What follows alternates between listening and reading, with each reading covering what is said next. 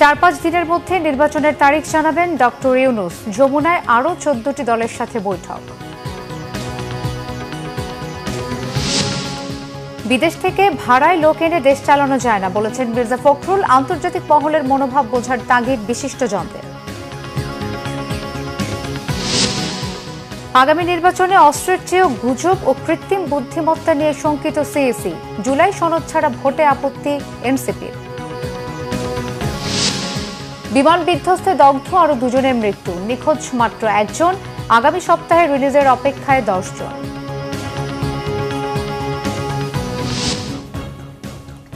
দেখছিলেন ক্রাউন 7 সংবাদ শিরোনাম, এবারে বিস্তারিত। জাতীয় সংসদ নির্বাচনের সম্ভাব্য তারিখ 4 থেকে 5 দিনে প্রকাশ করবেন প্রধান উপদেষ্টা ডক্টর মোহাম্মদ ইউনূস। এমন তথ্য জানিয়েছেন জাতীয় পার্টির কাজী জাফর গ্রুপের চেয়ারম্যান মোস্তফা জামাল হায়দার। বিকেলে রাষ্ট্রীয় অতিথি ভবন যমুনায় প্রধান উপদেষ্টার সাথে মতবিনিময় করেন জাতীয় গণফ্রন্টের টিপু বিশ্বাস, Bangladesh জাসদের doctor Mushtaq Hossain, এনডিএম-এর Bobby Hajjaj, Basad, Khelafat Majlis, NPP, Zaker party এবং জমিয়তে উলামায়ে ইসলামের প্রতিনিধিরা। নির্বাচন সংস্কার ঐকমত্য কমিশন ছাড়াও দেশের আইনশৃঙ্খলা পরিস্থিতি নিয়ে নিজেদের মতামত তুলে ধরেন রাজনৈতিক দলের নেতারা। এ সময় জাতীয় পার্টির মোস্তফা জামাল হায়দার সাংবাদিকদের নির্বাচনের তারিখ ঘোষণার কথা জানান। আমি মনে করি আজকের আমাদের আলোচনার সবচেয়ে ফলপ্রসূ সাবজেক্ট হচ্ছে এইটা। উনি ওনার বক্তব্যে সুস্পষ্টভাবে বলেছেন এবং তিনি আশ্বাস দিয়েছেন আগামী 4-5 দিনের মধ্যে নির্বাচনের সুস্পষ্ট তারিখ সময় তিনি ঘোষণা করবেন। বিএনপি মহাসচিব মির্জা ফখরুল ইসলাম আলমগীর বলেছেন, বিএনপি নিম্নকক্ষ নির্বাচনের সংখ্যানুপাতিক বা পিআর পদ্ধতি চায় না।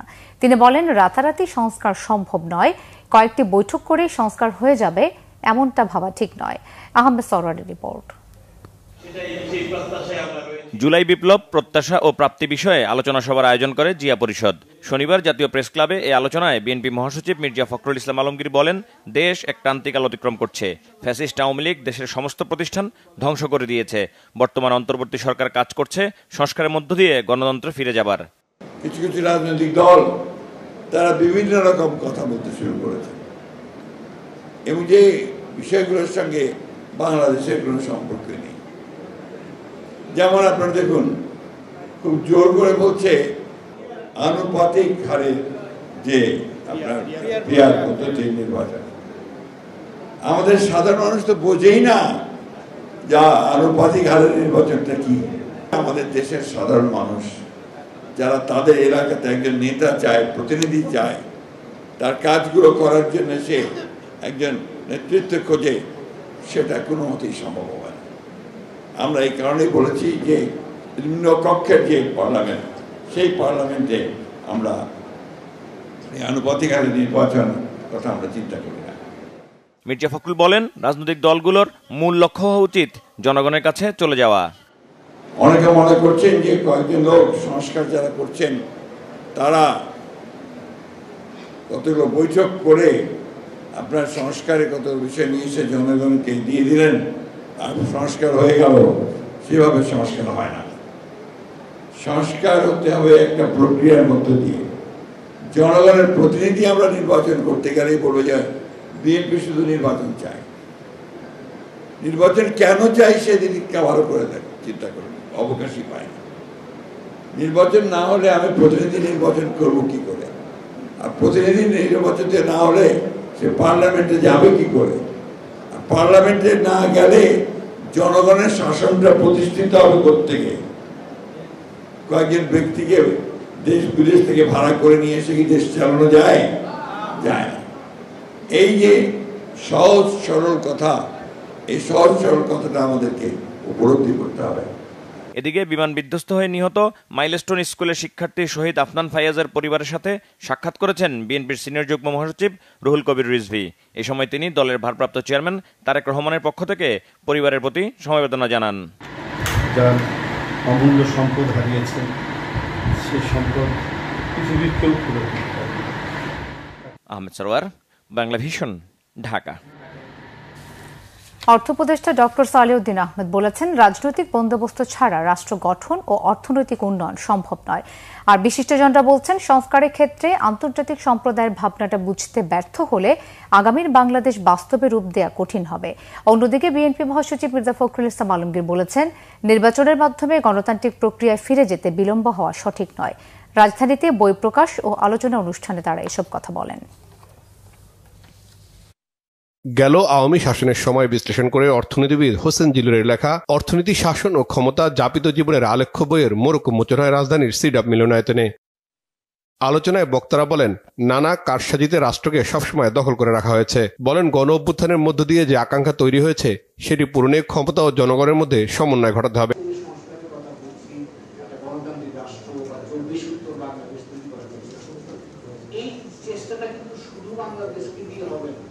আমরা আন্তর্জাতিক সম্প্রদায়ের সদস্য এবং আন্তর্জাতিক সম্প্রদায়ের প্রত্যাশা, সহযোগিতা আমাদের প্রয়োজন এবং তাদের কাছ থেকে আজকে অনেকগুলো বিষয় যেগুলো নিয়ে আমরা সংগ্রাম করছি দেশের অভ্যন্তরে, সেখানে তারা আমাদের সহযোগী হতে পারে। কিভাবে ক্ষমতাটা, প্রশাসনিক ক্ষমতা, এটা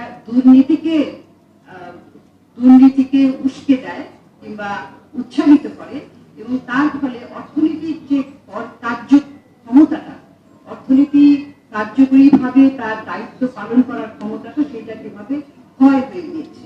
আলোচনায় অংশ নিয়ে বিএনপি মহাসচিব মির্জা ফখরুল ইসলাম বলেন, গণ অভ্যুত্থানের মধ্য দিয়ে বাংলাদেশ বিনির্মাণের পথ তৈরি হয়েছে, তবে অবস্থার তেমন ইতিবাচক পরিবর্তন হয়নি। কথা বলেন সংস্কার প্রসঙ্গেও। পুলিশের কোনো পরিবর্তনই হয়নি, বরঞ্চ তারা আরো সুযোগ নিয়ে, যে একবার বলে যে মিলিটারির কাছে যাও, আরেকবার বলে যে কোর্টে যাও, এভাবে পুলিশ তার দায়িত্ব এড়িয়ে যাওয়ার চেষ্টা করছে। কারণ তারা তো আসলে কনফিডেন্সই নেই। পুলিশ তো সেই পুলিশ না যে আপনার কনফিডেন্স নিয়ে কাজ করতে পারে, কারণ তারা তো আপনার ওই বিগত সরকারের সেই সমস্ত অপকর্মগুলোর সঙ্গে জড়িত ছিল। ফলে এই জিনিসটা এত সহজ নয়। আমি জিনিসটা বলতে চাচ্ছি, এই জিনিসটা এত সহজ নয়। এটাকে রাতারাতি আমরা সব কিছুকে বদলে ফেলতে পারবো না। আবার তাই বলে যে আপনার দীর্ঘকালের জন্য গণতান্ত্রিক চর্চাটাকে বাদ দিয়ে এটাকে ঠিক করার জন্য কাজ করতে থাকবো, এটাও আমি ঠিক বুঝতে পারি না। অনুষ্ঠানে অর্থ উপদেষ্টা ডক্টর সালেউদ্দিন আহমেদ বলেন, নিয়ন্ত্রণহীন ক্ষমতার লাগাম টেনে ভারসাম্য তৈরি করতে হবে। বলেন, রাজনৈতিক বন্দোবস্ত ছাড়া মানুষের আকাঙ্ক্ষা পূরণ সম্ভব নয়। উন্নয়ন রাজনীতির সাথে সম্পর্কযুক্ত, কারণ রাজনীতি ছাড়া, রাজনৈতিক বন্দোবস্ত ছাড়া উন্নয়ন সম্ভব না। সেটা আমি প্রায়ই বলি।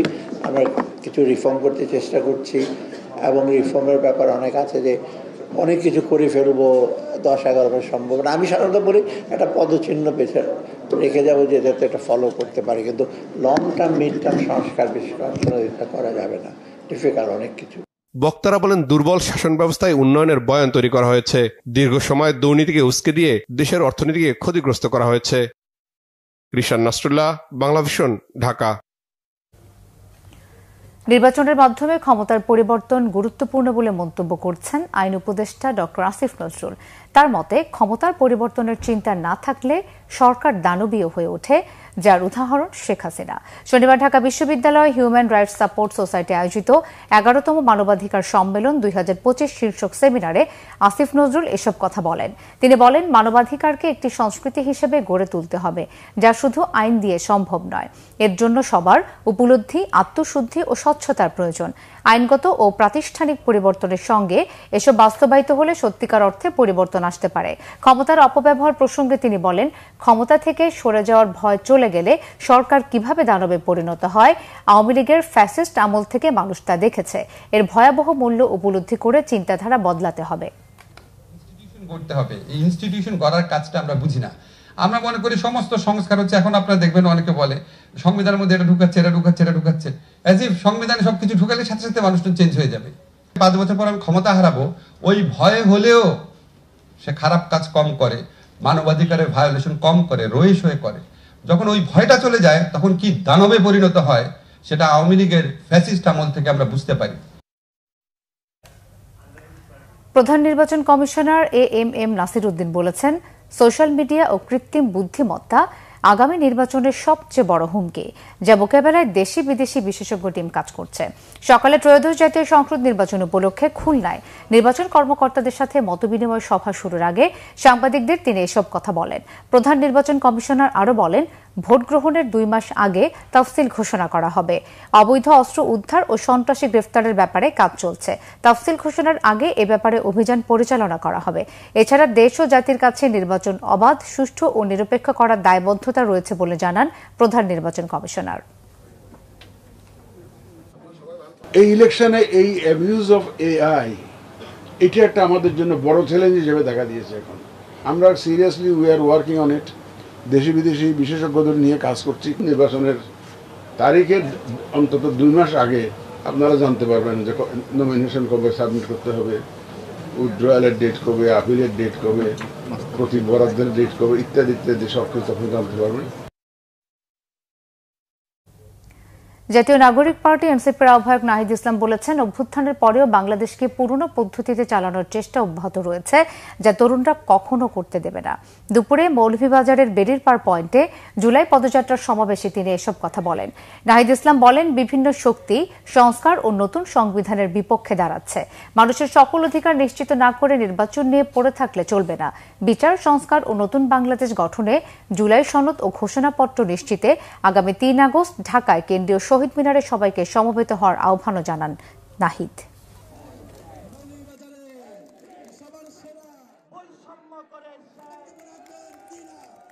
বাংলাদেশের যে ঐতিহাসিক লড়াই, 1947 সালের আজাদীর লড়াই, 1971-এর স্বাধীনতা সংগ্রাম এবং 24-এর গণ অভ্যুত্থানের স্বীকৃতি দেওয়া থাকবে এবং এই সংবিধানে সকল জাতি ধর্ম সকলের সমান অধিকার নিশ্চিত করা হবে। সেই নতুন সংবিধানের বিপক্ষে দাঁড়িয়ে যাচ্ছে বিভিন্ন রাজনৈতিক শক্তি। 72-এর সংবিধানকে রক্ষা করার জন্য বিভিন্ন গোষ্ঠী রাজপথে নেমেছে। আমাদের এই কোটা সংস্কারের আন্দোলন ছিল শান্তিপূর্ণ আন্দোলন। শেখ হাসিনার পুলিশ, ছাত্রলীগ, সন্ত্রাসী বাহিনী গুলি চালিয়ে বর্বরোচিত হামলা করে আমাদেরকে অভ্যুত্থানের দিকে নিয়ে যেতে বাধ্য করেছিল। জুলাই অভ্যুত্থানের এই দিনে ছাত্র জনতা আন্দোলনে নেতৃত্ব দেয়া 3 সমন্বয়ক নাহিদ ইসলাম, আসিফ মাহমুদ ও আবু বাকের মজুমদারকে তুলে নিয়ে যায় ডিবি পুলিশ। কারফিউ শিথিল করে অভ্যুত্থান দমাতে সারা দেশে ব্লক রেড শুরু করে ফ্যাসিবাদী সরকার। এদিকে বিবৃতি দিয়ে সরকারের ক্র্যাকডাউন বন্ধ করে ইন্টারনেট সচল করার আহ্বান জানায় জাতিসংঘ। রিপোর্ট করছেন ইমরুল কায়েস। সরাসরি ছাত্র জনতার বুকে গুলি করে হত্যা করেও যখন জুলাই গণঅভ্যুত্থান দমানো যাচ্ছিল না, তখন ভিন্ন পথ বেছে নেয় তৎকালীন ফ্যাসিবাদী সরকার।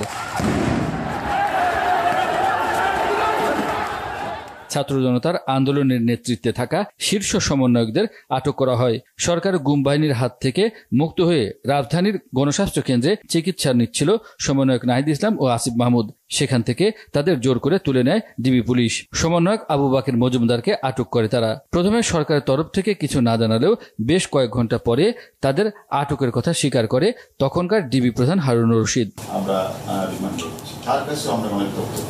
এদিন সরকার কারফিউ শিথিল করে, ফলে রাস্তাঘাটে যান চলাচল কিছুটা বাড়ে। তবে আন্দোলনে জড়িতদের আটকের নামে সারা দেশে ব্লক রেড অভিযান শুরু করে ফ্যাসিবাদী সরকার। সারা বাংলাদেশের আনাচে কানাচে যে যেখানে আছে তাদের খুঁজে বাইর করুন। শিক্ষার্থীদের পাশাপাশি বিএনপি জামায়াতের নেতাকর্মীদের ধরপাকড় চালায়। আটক হয় 6000-এর বেশি শিক্ষার্থী ও বিএনপি জামাত নেতাকর্মী।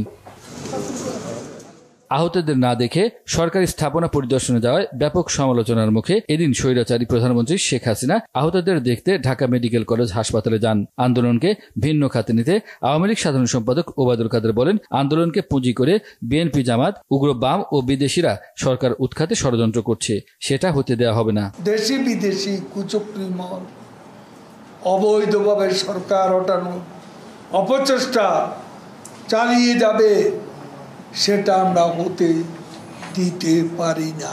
ফ্যাসিবাদী সরকার পতনের এক দফা আন্দোলনে যোগ দিতে এদিন সব রাজনৈতিক দলের প্রতি আহ্বান জানান বিএনপি মহাসচিব মির্জা ফখরুল ইসলাম আলমগীর। বিবৃতি দিয়ে এ আহ্বান জানান তিনি। এদিকে ব্লক রেড অভিযান বন্ধ করে ইন্টারনেট সচল করার জন্য সরকারের প্রতি আহ্বান জানায় জাতিসংঘ।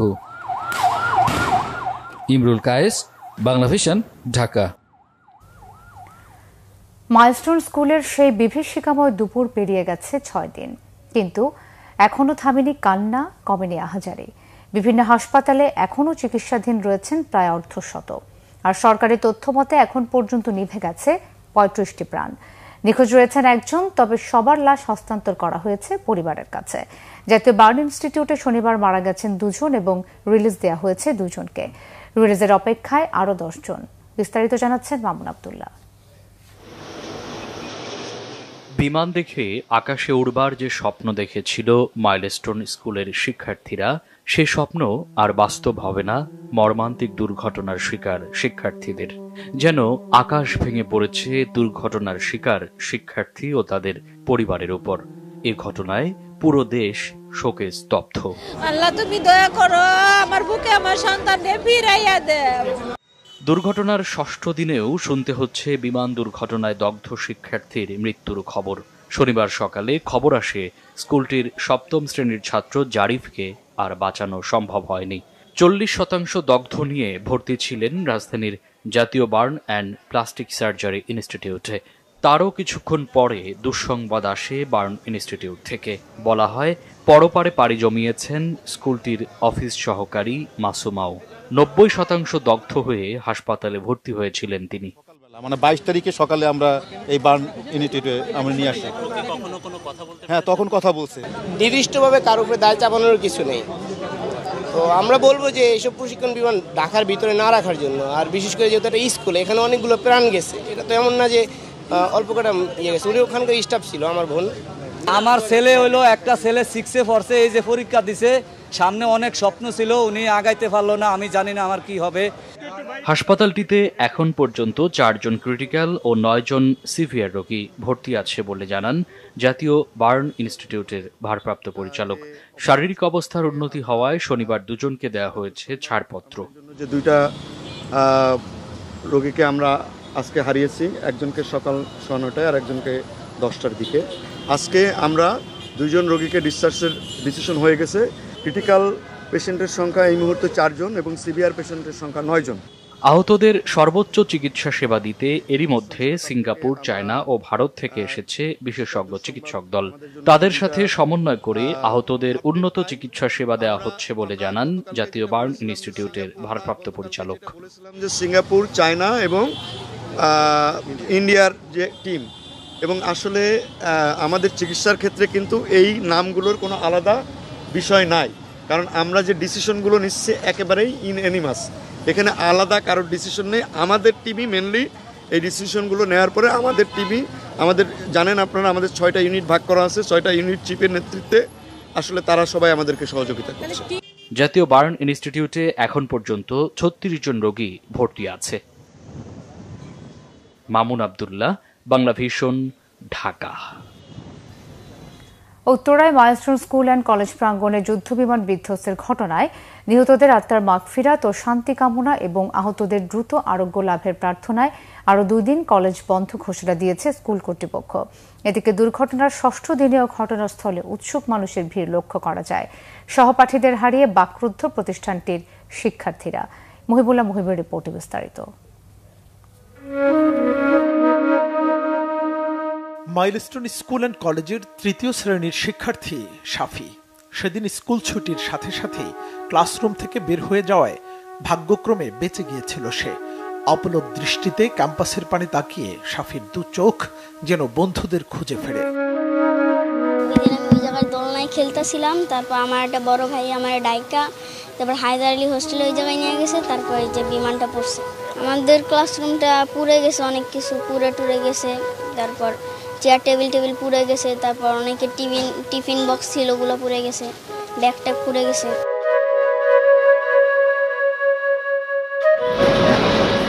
রানওয়ে সংলগ্ন ক্যাম্পাসের উপর দিয়ে খুব কাছ থেকে এখনো প্রতিনিয়ত ওঠানামা করে বিমান। আগে যে বিমান দেখতে হইহুল্লোড় পড়তো শিক্ষার্থীদের, আজ সেই বিমানের শব্দে আটকে ওঠে মাইলস্টোনের শিক্ষার্থীরা। চোখের সামনে বাঁচার জন্য সহপাঠীদের আকুতি যেন আজও কাঁদায় প্রতিটি মানুষকে।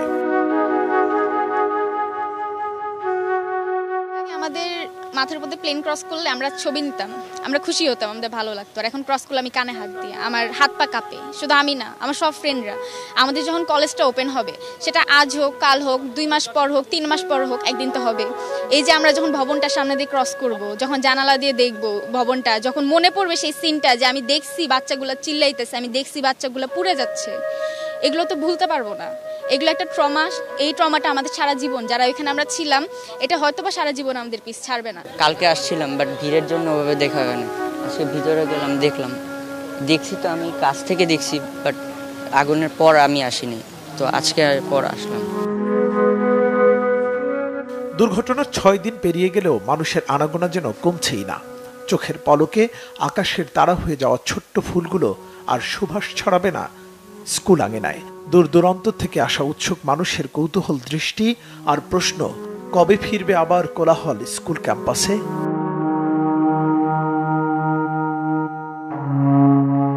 আমরা অনেক কষ্টের মধ্যে আছি বলতে গেলে। এখন আমাদের মানসিক অবস্থা আপনারাই জানেন, কারণ হচ্ছে আমাদের ছোট ভাই বোনকে হারায় এখন আমরা যে মানসিক একটা অবস্থার মধ্যে আছি, এখন আমরা মানে ক্লাস করার মতো ইয়াটা আমরা রাখতে পারতেছি না। গার্ডিয়ানরা তাদের ছোট শিশুদের হারায় অনেক কষ্টে আছে, কিন্তু তাদের মনে কোনো ইয়েই নেই, কোনো আকাঙ্ক্ষাই নেই, তারা ভিডিও করতে আসে। এটা উচিত না একদম। যখন স্কুল ছুটি হয়েছে তখন আমার কোচিং ছিল, আমি তাড়াতাড়ি ওরা নিয়ে এখান থেকে গেছি।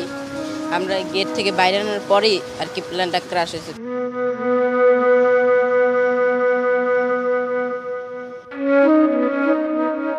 শনিবার সকালে এক বিজ্ঞপ্তিতে স্কুল কর্তৃপক্ষ জানায়, মর্মান্তিক দুর্ঘটনার শিকার সকল আহত ও নিহত কোমল প্রাণ শিক্ষার্থী, শিক্ষক, কর্মচারী, কর্মকর্তা, অভিভাবকদের জন্য মাইলস্টোন কর্তৃপক্ষ গভীর শোকাহত।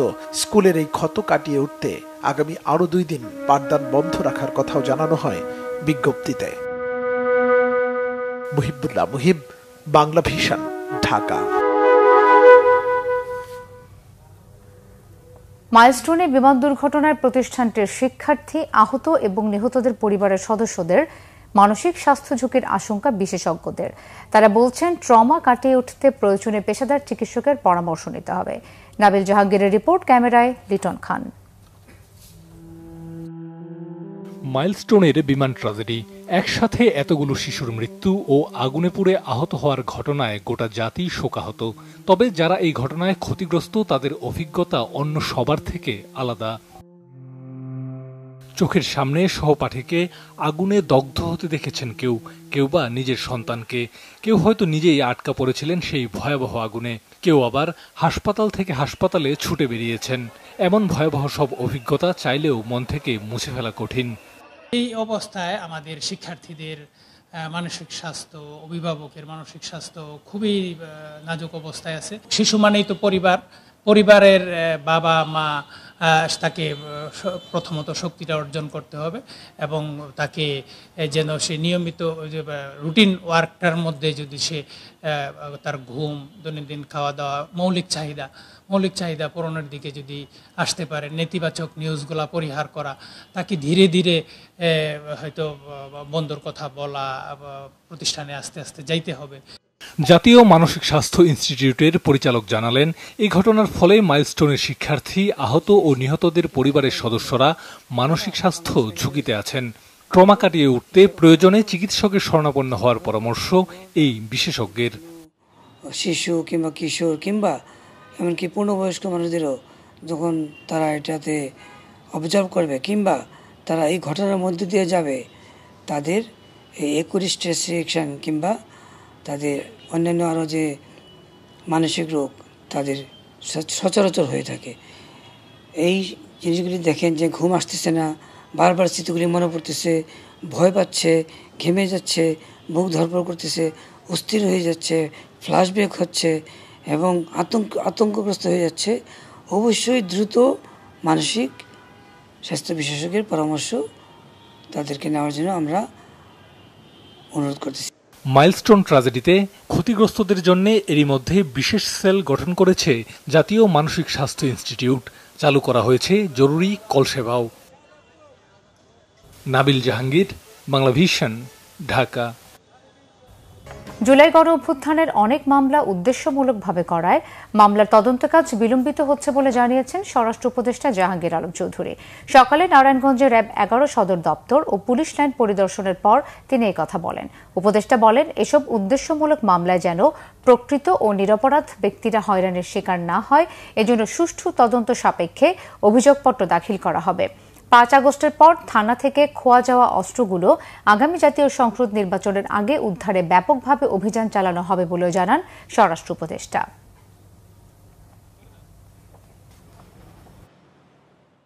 একটা হত্যা মামলায় হয়তো 20 জন আসামি হওয়া দরকার ছিল, আপনার ওখানে 200 আসামি দিয়ে ফেলছে। এখন এই জন্য ইনভেস্টিগেশনের সময় বেশি লেগে যায়। তা আপনারাই কিন্তু আমাদের সবসময় বলছেন যেন নিরাপদ ব্যক্তি যেন কোনো অবস্থায় শাস্তির আওতায় না আসে। এই জন্য আমাদের কিন্তু এটা আরও বেশিভাবে দেখতে হয়।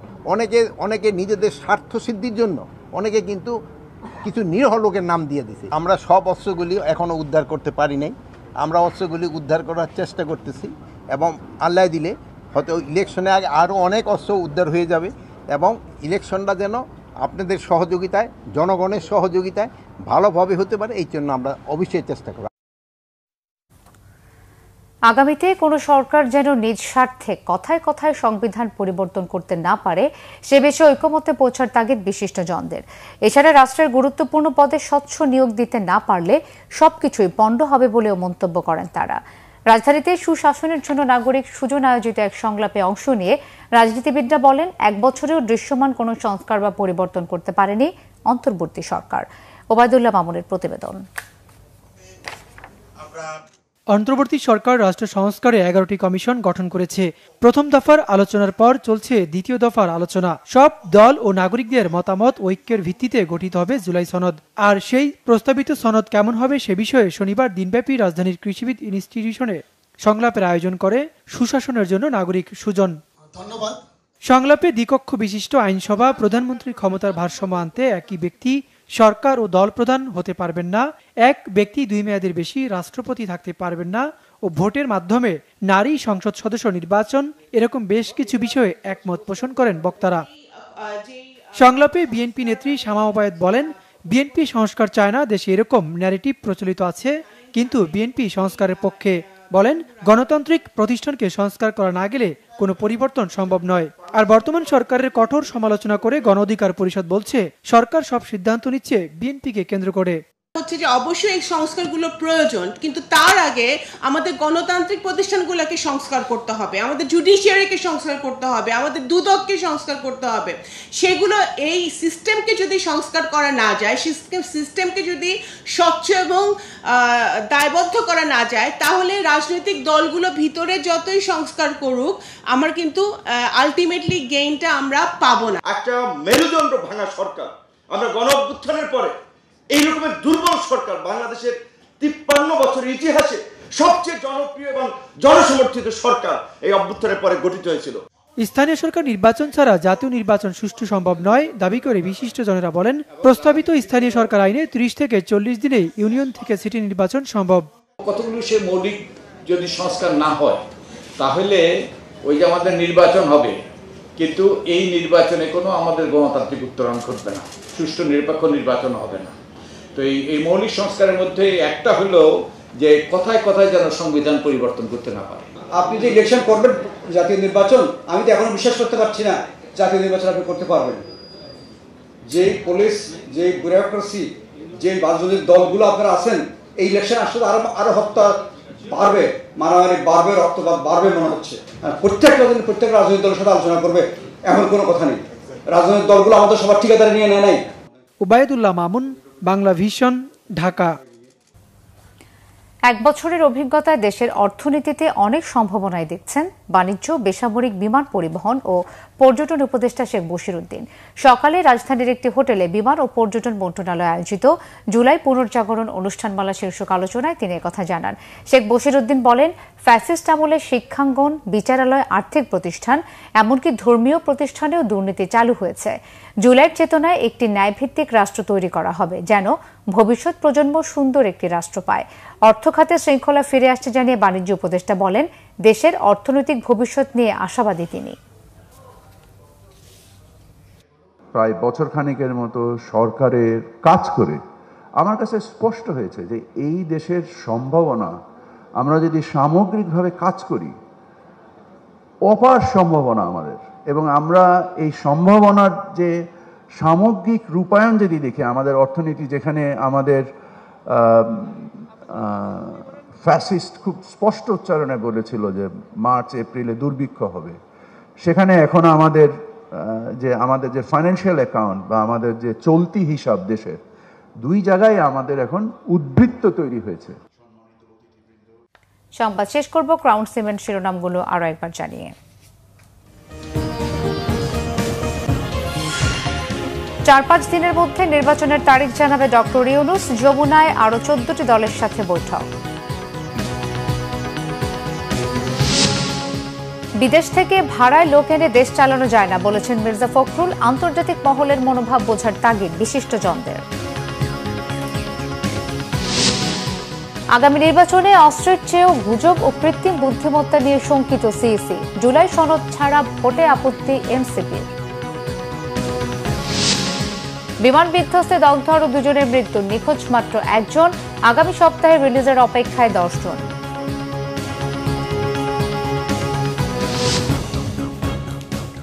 এই ছিল এখনকার মতো। পরের সংবাদটা 10:30টায়, এর আগে 9টায় রয়েছে নিউজ 20। এছাড়া বাংলা ভিশন সংবাদ ও সংবাদ সংশ্লিষ্ট অনুষ্ঠান দেখতে ভিজিট করুন www.bvnews24.com ও facebook.com/banglavisionnews এবং সাবস্ক্রাইব করুন youtube.com/banglavisionnews।